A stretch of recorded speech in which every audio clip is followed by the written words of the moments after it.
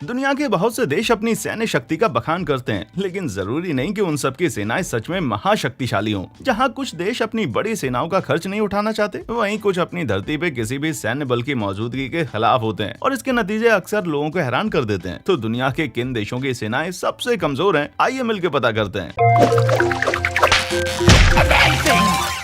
North Macedonia. आधिकारिक रूप से रिपब्लिक ऑफ नॉर्थ मैसेडोनिया कहा जाने वाला ये छोटा सा देश बाल्कन प्रायद्वीप में स्थित है। चारों ओर से जमीन से घिरा हुआ है। इसका साइज ऐसे समझिए कि यूएसए में 380 नॉर्थ मैसेडोनिया फिट हो जाएं और उतनी सी जगह में करीब 20 लाख नागरिक रहते हैं। तो इसमें कोई हैरानी की बात नहीं है कि यूएसए का डिफेंस बजट इस देश के मुकाबले थोड़ा सा ज्यादा है। थोड़ा सा से मेरा मतलब है कि 7000 गुना। नॉर्थ मैसेडोनिया अपनी सेना पे हर साल करीब $108 मिलियन खर्च करता है, जो इसकी जीडीपी का महज 0.85% है। यूरोपीय औसत 1.3% और अमेरिका के 3.4% के मुकाबले ये आंकड़ा बेहद कम है। ये ताज्जुब वाली बात है, क्योंकि मैसेडोनिया का अपने पड़ोसी मुल्क अल्बानिया से विवाद का लंबा इतिहास रहा है। फिर भी इतनी सी रकम में रिपब्लिक ऑफ नॉर्थ मैसेडोनिया की आर्मी ने एक छोटी सी थल और वायु सेना तैयार कर ली है। समुद्र से दूर होने की वजह से उनके पास नौसेना तो नहीं है, लेकिन 14 ट्रांसपोर्ट हेलीकॉप्टर और 4 अटैक हेलीकॉप्टर जरूर है। घबराइए मत, ये देश दुनिया पे कब्जा नहीं करने वाला, क्योंकि इनकी सेना में सिर्फ 13,000 सदस्य हैं, जिनमें से 5,000 तो रिजर्व में रखे जाते हैं। आखिर जंग में संख्या ही तो बल होती है। वैसे मैसेडोनिया वाले अपनी सेना पे भले ही कम खर्च करते हो, पर ये सही जगह पर खर्च करते हैं। हर साल क्रिसमस पे सेंटा क्लॉज को एक सैन्य हेलीकॉप्टर में बैठाकर स्कॉप्स इंटरनेशनल एयरपोर्ट ले जाया जाता है। उसके बाद सेंटा को अपने आगमन की घोषणा के लिए बस एक रॉकेट फायर करना होता है और मैसेडोनिया की सैन्य शक्ति को झट से 1000 पॉइंट मिल जाएंगे। बोस्निया और हर्जेगोविना। कहते हैं कि हीरा जबरदस्त दबाव में पैदा होता है, लेकिन ये बात बोस्निया और हर्जेगोविना के सैन्य बलों पर लागू नहीं होती। दक्षिण पूर्व यूरोप में स्थित इस देश की सेना का जन्म 1992 के बोस्निया युद्ध के दौरान हुआ था। समय और संसाधनों की कमी के चलते हर तरह के लोगों को इस सेना में शामिल कर लिया गया, जिनमें कुछ अपराधी गिरोह भी शामिल थे। 2000 के दशक की शुरुआत में कई सुधारों के बावजूद चीजों में कोई खास बदलाव नहीं आया। बोस्निया के पास मात्र 12 मील लंबी एक छोटी सी तटरेखा तो है, लेकिन फिर भी उन्होंने नौसेना नहीं बनाई। उनकी वायु सेना में मात्र 19 हेलीकॉप्टर हैं, पर कहा जाता है कि उनमें से किसी को भी रक्षा के उद्देश्य से नहीं बनाया गया था। इस देश के पास जो भी थोड़ी बहुत सैन्य शक्ति है, उसका श्रेय यहाँ की थल सेना को जाता है, जिसमें 10,500 सक्रिय सदस्य हैं। यहाँ 6,000 रिजर्व सदस्यों का भी प्रावधान है, पर असल दुनिया में उनका कहीं अता पता नहीं है। साइज में छोटी होने के बावजूद बोस्निया की सेना के पास $165 मिलियन का अच्छा खासा बजट होता है। जल्दी जनता ने सवाल करना शुरू कर दिया कि इतनी छोटी सेना होने के बाद भी इतना सारा पैसा आखिर जाता कहाँ है। साल 2012 में प्रेसिडेंसी चेयरमैन मिलोरेक डोडिक ने सेना को भंग करने की बात कही, क्योंकि इसमें खूब पैसे भी खर्च होते थे और कोई खास रिजल्ट भी नहीं मिलता था। खैर, सेना भंग होने से तो बच गई, लेकिन जब खुद की ही सरकार किसी सेना को यूजलेस बताने लगे तो फिर काहे की महाशक्ति भाई। सूरीनाम पिछले 40 सालों में एक नहीं बल्कि दो तख्ता पलट और एक गृह युद्ध झेल चुका है, जिसके चलते वहाँ की सेना अपने घुटनों पर आ चुकी है। साउथ अमेरिका में डच भाषा का प्रयोग करने वाले इस इकलौते देश के पास मिलिट्री बोट्स, एरोप्लेन्स और यहाँ तक की कारों की भी भारी कमी है, और जो भी थोड़ा बहुत सामान है वो काफी पुराना और आउटडेटेड हो चुका है। सूरीनाम की सेना में मात्र 1850 सक्रिय सदस्य हैं, जिन्हें देश की 6 लाख की आबादी में से चुना गया है। उपकरणों की भारी कमी न होती तो ये सेना छोटे स्तर पर कारगर साबित हो सकती थी। यहाँ की वायुसेना में फिलहाल सिर्फ 3 हेलीकॉप्टर हैं। इसी तरह नौसेना और कोस्ट गार्ड में भी काफी लंबे समय तक सिर्फ 3 पेट्रोल बोट थीं, जिन्हें 70 के दशक में खरीदा गया था। 2010 आते आते वे भी इस्तेमाल करने के लायक नहीं रही और उन्हें सेवा से निकाल दिया गया, जिसके बाद साल 2012 में 3 नई बोट्स खरीदी गयी। तब से सूरीनाम की सेनाएं दूसरे देशों द्वारा भेंट में दिए गए सामानों से काम चला रही हैं, क्योंकि बार बार तख्ता पलट और आंतरिक संघर्षों की वजह से वहाँ की अर्थव्यवस्था तार हो गई है। मात्र $63 मिलियन के बजट में जाहिर है सेना का हाथ तंग ही रहा होगा। इतने में तो एक F-35 फाइटर जेट भी नहीं मिलेगा भाई, और बिना जेट के आप दुश्मनों पर आखिर हावी कैसे होंगे। खैर, क्या किया जाए,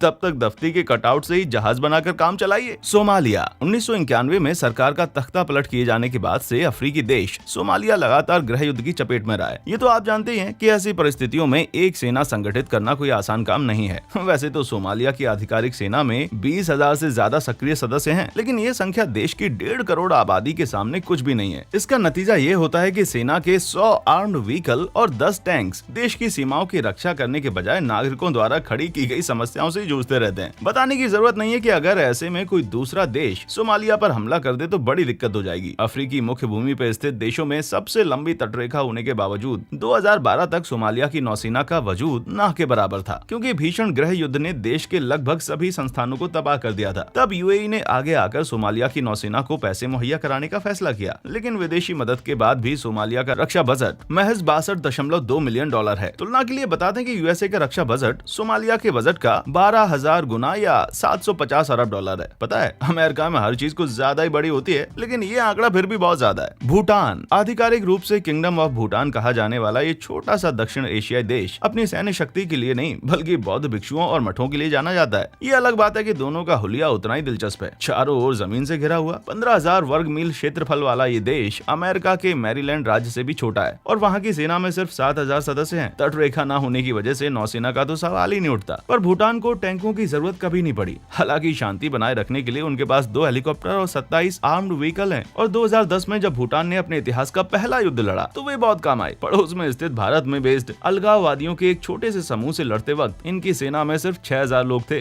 जिसके चलते उग्रवादियों से निपटने में बड़ी दिक्कत हुई। लेकिन प्राकृतिक संसाधनों के अभाव और पूरी तरह से पहाड़ों पर बसे होने का फायदा ये होता है कि कोई भी विदेशी ताकत भूटान पे कब्जा नहीं करना चाहती। आप रक्षा की कौन सी स्ट्रेटेजी अपनाएंगे? ताकतवर सेना बनाना या अपनी हालत ऐसी बनाना कि कोई कब्जा ही ना करे? नीचे कमेंट्स में हमें अपनी राय जरूर बताएं। कोस्टा रिका, सुनने में ये कितना भी आश्चर्यजनक क्यों ना लगे, पर रिपब्लिक ऑफ कोस्टा रिका पिछले 70 सालों से बिना किसी सैन्य बल के अपना काम करता आ रहा है। 1948 में भीषण गृह युद्ध खत्म होने के बाद वहाँ की सेना को बर्खास्त कर दिया गया था ताकि सरकारी बल भविष्य में फिर कभी अपने ही नागरिकों के खिलाफ हथियार न उठाएं। सेना की जगह public force of Costa Rica नाम का एक बल तैयार किया गया, जिसमें सिविल गार्ड और एयर विजिलेंस सर्विस नाम के संगठन शामिल थे। इस बल में करीब 12,000 सदस्य हैं, जिनका मेन काम है कानून व्यवस्था स्थापित करना, ड्रग्स और नशे की रोकथाम करना और देश की सीमाओं पर गश्त करना। लेकिन इस बल के पास व्यवस्था बनाए रखने के लिए पर्याप्त साधन नहीं है। साल 2018 तक देश की 800 मील लंबी तटरेखा पर गश्त करने के लिए उनके पास मात्र 70 साधारण सी बोट्स थी। शुक्र है अमेरिका ने साल 2018 में कोस्टा रिका को 3 पेट्रोल बोट, 2 इंटरसेप्टर और 4 हेलीकॉप्टर दान दिए थे, पर उनमें से कोई भी सशस्त्र नहीं है। खैर, दूसरे देशों द्वारा दिए गए सामान पर निर्भर रहने के बावजूद सेना न होने के अपने अलग ही फायदे हैं। महंगे सैन्य उपकरण, ट्रेनिंग और तनख्वाह वगैरह के पैसों को बचाकर कोस्टा रिका अपनी जीडीपी का करीब 7% हिस्सा शिक्षा पर खर्च करता है। यह आंकड़ा अमेरिका के 5% और संयुक्त अरब अमीरात के 1.3% के मुकाबले बहुत ज्यादा अच्छा है। सैन्यकरण के बजाय शिक्षा पे इतने पैसे खर्च करने के पीछे मकसद है जनता को जागरूक बनाना और देश में स्थिरता बरकरार रखना ताकि दूसरे गृह युद्ध से बचा जा सके। बाहुबल के हिसाब से कोस्टा रिका भले ही कमजोर हो, लेकिन इसमें कोई दो राय नहीं है कि वे एक बहुत ही समझदार मुल्क हैं। पनामा, अपनी बेहद महत्वपूर्ण नहर के लिए मशहूर देश पनामा ने कोस्टा रिका के उदाहरण का पालन करते हुए 1990 में अपनी सेना को बर्खास्त कर दिया था। दशकों तक एक सैन्य तानाशाही के शासन तले रहने के बाद वहाँ की उत्तराधिकारी सरकार ने सेना को बर्खास्त करके उसकी जगह पैनेमियन पब्लिक फोर्सेस का गठन किया। इस बल में नेशनल पुलिस, एविएशन, नौसेना और सीमा सुरक्षा दल शामिल है, जिनमें से कुछ के पास तकनीकी तौर पर युद्ध करने की क्षमता है, लेकिन उन पर कड़ी लगाम लगा के रखा जाता है। देश की 38 लाख जनसंख्या के मुकाबले इसकी सेना में महज 10,000 सक्रिय सदस्य हैं। दुनिया के सबसे महत्वपूर्ण जलमार्ग पे स्थित होने के बावजूद पनामा की नौसेना में सिर्फ 33 बोट हैं, जिनमें से 16 बोट तो सिर्फ गश्त करने के लिए इस्तेमाल की जाती हैं। देश के वायु समूह के पास भी कोई संसाधनों की भरमार नहीं है। इस दल में सिर्फ 23 हेलीकॉप्टर हैं, जिनमें से कई तो एम्बुलेंस सेवाओं के लिए इस्तेमाल किए जाते हैं। और अंत में आते हैं फाइटर जेट्स, पनामा की सेनाओं में जिनकी संख्या कुल मिलाकर 0 है। नॉर्थ कोरिया जैसे देशों तक की सेना के पास फाइटर जेट तो होता ही है, लेकिन ईमानदारी से कहा जाए तो नॉर्थ कोरिया का पनामा से कोई मेल नहीं है। कोरिया सैनिकरण के मामले में कहीं ज्यादा आगे है। अपनी जीडीपी का 1/4 हिस्सा रक्षा पे खर्च करता है। गोला बारूद और हथियारों के मामले में बेहतर होने के बावजूद उत्तर कोरिया की बीचेस ऐसी दिखती हैं, वहीं पनामा की बीचेस कुछ ऐसी। मैंने तो सोच लिया है कि मुझे कहां पर रहना है, और वहां ना तो फाइटर जेट्स होंगे और ना ही ये बंदा। मॉरिशस, हिंद महासागर में स्थित छोटा सा देश मॉरिशस अपने खूबसूरत बीचेस और रीफ्स के लिए जाना जाता है, ना कि अपनी सैन्य शक्ति या उसके अभाव के लिए। सब सहारन अफ्रीका की सबसे मजबूत अर्थव्यवस्था होने के बावजूद 12 लाख की आबादी वाले इस देश की सीमा किसी दूसरे देश से नहीं लगती, जिससे इस पर आक्रमण का कोई खतरा नहीं है। मॉरिशस को अपनी सीमाएं बढ़ाने में भी कोई दिलचस्पी नहीं है, इसलिए 1968 में ब्रिटिश राज से आजाद होने के बाद से अब तक इस देश को कभी भी सक्रिय या रिजर्व सेना को तैयार करने की जरूरत नहीं महसूस हुई। पर हाँ, उनके पास 12,500 सदस्यों वाली मॉरिशस पुलिस फोर्स जरूर है, जो दंगा नियंत्रण से लेकर तटीय गश्त तक का हर काम का जिम्मा उठाती है। मॉरिशस पर दुश्मनों से ज्यादा टूरिस्ट द्वारा कब्जा किए जाने का खतरा मंडराता है, इसलिए वहाँ का रक्षा बजट मात्र $22 मिलियन है। यह आंकड़ा देश की जीडीपी का मात्र 0.15% है। पुलिस में 1400 सदस्यों वाला एक अर्धसैनिक दस्ता होने के बाद भी मॉरिशस ने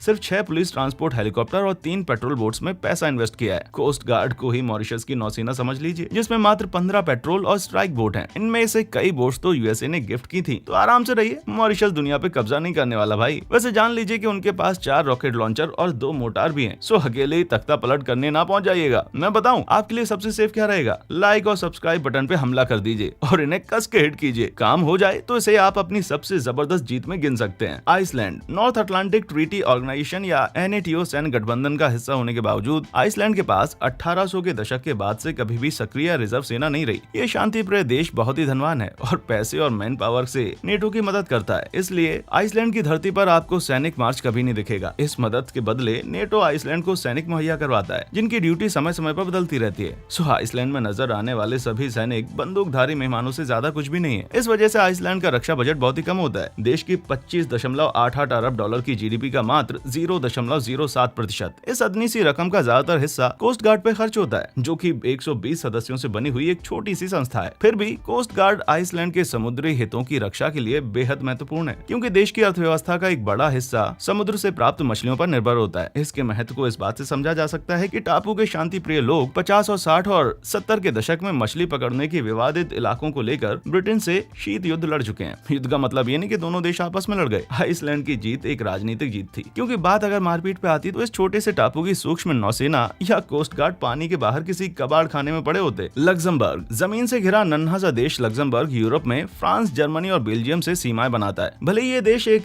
टैक्स हेवन के रूप में मशहूर हो, पर ये सिर्फ टैक्स विवादों से दूर नहीं रहता। एक तो छोटा सा साइज, उस पर 6 लाख की आबादी में 40% लोग विदेशी। ऐसे में यहाँ की सेना के बारे में ज्यादा ना ही कहा जाए तो बेहतर रहेगा। जमीन से घिरा होने की वजह से लग्जमबर्ग में नौसेना तो बन नहीं सकती, पर हाँ 2 मल्टीपर्पज हेलीकॉप्टर से लैस एक छोटी सी वायुसेना जरूर है। सेना पे बेतहाशा पैसा उड़ाने वाले देश जरा अपने दिलों को थाम ले, क्योंकि लग्जमबर्ग के रक्षा बजट की तंगी का असली मुजाहरा तो वहाँ की थल सेना से होता है, जिसमें कुल मिलाकर 939 सदस्य हैं। लेकिन मामला इससे कहीं ज्यादा संगीन है, क्योंकि उन 939 लोगों में से सभी सैनिक नहीं है, बल्कि 137 सिविल स्टाफ, 81 अधिकारी और 54 म्यूजिशियन है। इनफैक्ट सेना में म्यूजिशियंस की संख्या 428 सैनिकों की कमान संभालने वाले नायकों की संख्या से ज्यादा है। यानी अगर फ्रांस या जर्मनी की नियत कभी लग्जमबर्ग पे खराब हो भी जाए तो बस यही उम्मीद की जाए कि when the saints come marching इन गाने का आघोष उन दोनों देशों को लग्जमबर्ग पे कब्जा करने से रोक लेगा। मोनाको देश के राजवंश, कैसीनो और सालाना फार्मूला 1 रेस पे जबरदस्त पैसे खर्च करने वाला मोनाको अपनी सेना पे कोई खास रकम खर्च नहीं करता। देश की 32% आबादी के लखपति होने के बावजूद दुनिया के दूसरे सबसे छोटे देश मोनाको के पास कोई नियमित सेना नहीं है। देश की रक्षा से जुड़े ज्यादातर अहम मुद्दे पड़ोसी देश फ्रांस के जिम्मे आते हैं, लेकिन ऐसा नहीं है कि बड़े भाई फ्रांस की मदद के बिना मोनाको एकदम असहाय पड़ जाएगा। इस संप्रभु देश के पास 2 छोटी छोटी सैन्य टुकड़ियां हैं, जिनमें से एक है वहाँ के राजा और जजों की रक्षा करने वाली rifle company of the Prince, और दूसरी है नागरिक सुरक्षा और अग्निशमन के लिए जिम्मेदार core of sappers and fire fighters. देश की सेना में सदस्यों की कुल संख्या 260 है, जिसमें से 140 तो अग्निशमन का काम करते हैं, यानी कुल बचे 124 सैनिक, जिन्हें ज्यादातर खास मौकों के लिए इस्तेमाल किया जाता है। इस सेना से निपटने के लिए तो गधे पर सवार बंदूक से लैस एक अकेला आदमी काफी है भाई।